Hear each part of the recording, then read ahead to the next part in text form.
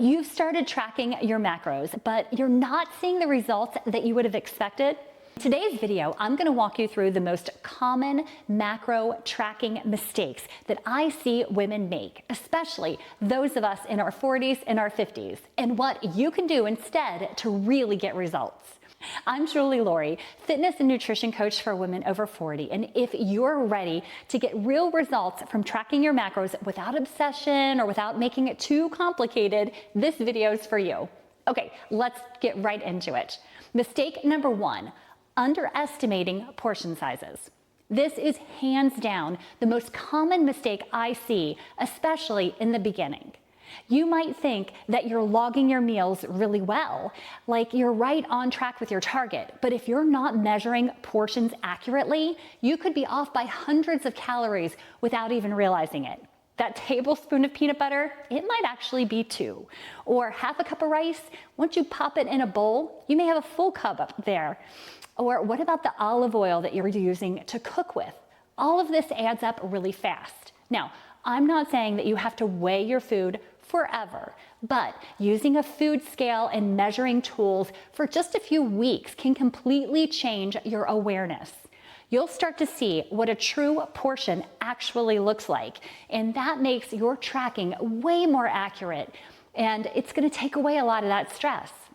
If you've been tracking but not seeing progress, this is the first place that I would look. Try measuring for 1 full week and see if you notice anything that surprises you. Mistake number 2, not tracking everything. Here's another sneaky one, forgetting to track those little things. I'm talking about the sugar and the cream in your coffee, or the bites that you take while you're cooking, or maybe you're finishing your kids' leftovers. What about that handful of M&Ms that you grabbed between meetings? It might not seem like much, but these forgotten bites can add up pretty quickly, especially if you're trying to maintain a calorie deficit for fat loss. Over the course of a day or for a week, that untracked food could be the exact reason that you're not seeing the scale budge or your body change. Now, this isn't about being obsessive. It's about being honest and building awareness. If you're going to take the time to track, make it count. That means logging the oils that you cook with, the condiments, the sauces, the snacks, all of it, because your body is tracking whether you are or not.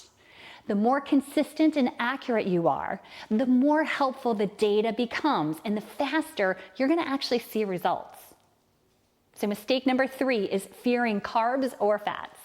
This one is really a mindset issue, and I see it all of the time, especially for women over 40 who've been through years of conflicting diet advice.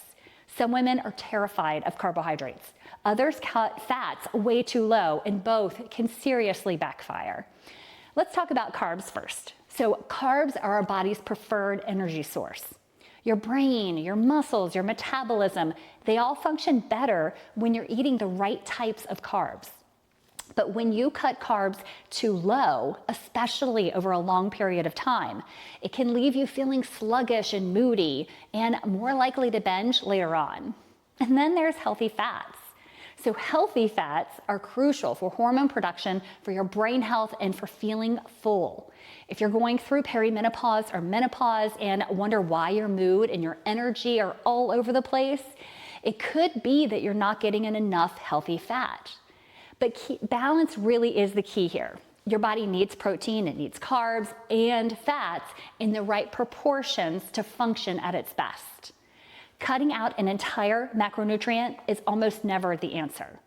It might help you lose weight quickly in the beginning, but it won't be sustainable and it won't make you feel really good, and you're more likely to gain that weight back.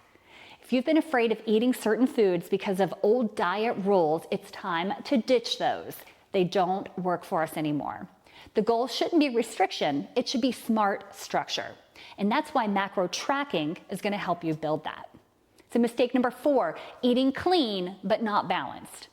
Let me guess, you're eating tons of healthy foods. So salads, smoothies, veggies, maybe some fruit and nuts. You're doing your best to eat clean, but you're still not feeling full, your energy is crashing in the afternoon, and the scale is not budging. Here's the problem. Clean doesn't always mean balanced. A bowl of fruit is healthy, but it's mostly just carbs.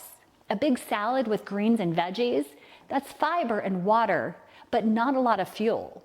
Even something like avocado toast is missing enough protein and can leave you feeling hungry again an hour later. This is where tracking your macros gives you real clarity. It helps you build meals that are not just healthy, they're complete. Meals that have that right balance of protein, carbs, and fats to keep your blood sugar stable, your hunger levels under control, and your body fueled. So instead of focusing only on clean eating, I want you to ask, where's the protein? Is there a balance of carbs? Did I include the healthy fats? And will this meal actually keep me feeling full for a long period of time? That shift alone can make a huge difference, not just in how you feel, but in how your body functions through the day. Mistake number 5, relying on inaccurate food entries in tracking apps. If you're using an app like MyFitnessPal, and a lot of people are, you've probably noticed there are hundreds of options when you search something as simple as oatmeal or chicken. Here's the problem. Many of those entries are added by the users and they're not verified. That means the calorie and macro information can be totally off, sometimes by hundreds of calories. I've seen entries for chicken thighs with 0 fat or oatmeal that magically has 20 grams of protein. Even common packaged foods like Greek yogurt or almond butter can have wildly different numbers depending on which entry you choose. And if you're choosing inaccurate entries, you might think you're hitting your macros, but in reality, you're way off. That can totally stall your progress and leave you wondering, what is not working? So here's what you want to do instead. Look for the entries that have that green check mark or a label that says verified on them. Use a barcode scanner whenever you can, because that's going to be the most accurate. And double check those labels. So compare the label that you're looking at to what's actually in the app. You can also save your own custom foods and meals once you've verified them so that you're not second guessing yourself every time. Remember, tracking, it's only as accurate as the data that you're putting into the system. And a little extra attention here goes a long way toward making sure the numbers accurately reflect what you're eating. Mistake number 6 is not adjusting as your body changes. This is a big one, and it's something even experienced trackers miss. Your body changes, your lifestyle changes, and your goals, they change. So what about your macros? They shouldn't be staying the same over the course of your entire life either. What worked for you 10 pounds ago or even just a few months ago might not be what your body needs right now. If you've lost weight, built muscle, gone through a stressful season, or you've started a new training routine, your nutrition, it might need to shift. I see so many women stick with the same calories and macro targets for way too long, even when their progress stalls, energy dips, and they get overly hungry. They think, it worked before, I just need to try harder. Sometimes that's the case, but not always. Adjusting smarter is what you want to be doing. That's why in my coaching programs, I reevaluate macro really regularly, actually every 2 weeks. So we look at your progress, your measurements, your strength, your hunger, your recovery, even things like your mood. And all of that is going to give me clues about whether it's time to shift your numbers or our strategy. So if you've been tracking consistently, but your body's not responding the way it used to, that's a sign that it might be time to make some adjustments in your macros. Your food is always giving you feedback, and tracking just helps you listen more closely. So here's the bottom line. Tracking macros can be one of the most powerful tools for fat loss, for strength and energy, but only if you're doing it in the right way. If you've been feeling stuck or frustrated, go back and check and see if you're making these mistakes. Check your portions. Be honest in your tracking. Make sure that your meals are balanced, and don't be afraid to adjust your macros as your body's changing. Most importantly, be patient with yourself. You don't have to be perfect. You just have to be consistent. Progress happens when you take what you're learning and you keep showing up for yourself one meal and one day at a time. If this video has helped bring some clarity or gave you an aha moment, hit that like button, subscribe, and make sure you watch the first part of this series in case you missed it.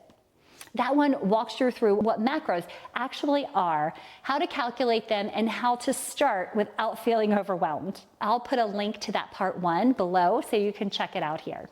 And let me know in the comments, which of these mistakes do you think you've been making? Are there any that I missed?